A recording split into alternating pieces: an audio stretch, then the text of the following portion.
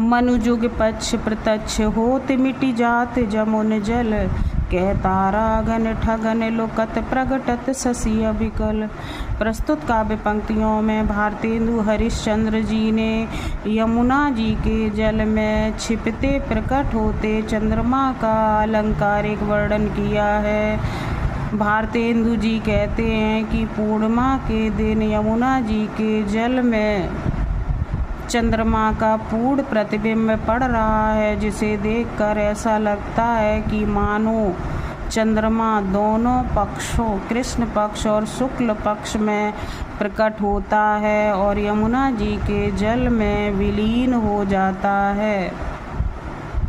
अथवा ऐसा लगता है कि तारागणों को ठगने के लिए पूर्ण चंद्रमा लुका छिपी खेल रहा है।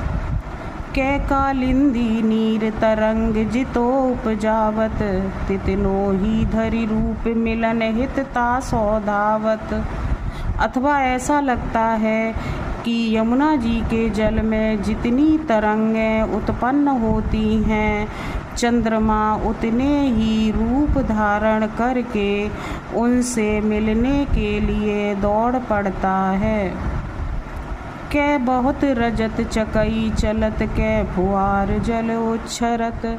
कै निशिपति मल्ल अनेक विधि उठी बैठत कसरत करत। अथवा ऐसा लगता है कि यमुना जी के जल में बहुत सी चांदी की चकई चल रही हैं अथवा पानी की फुआरें उठ रही हैं।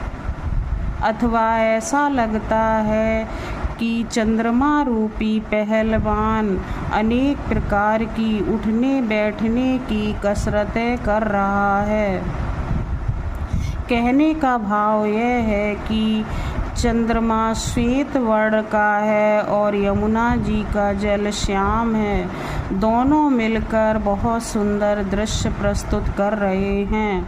प्रस्तुत काव्य पंक्तियों में ब्रजभाषा का प्रयोग है, श्रृंगार रस का प्रयोग है, उत्प्रेक्षा अलंकार है, छप्पय छंद है।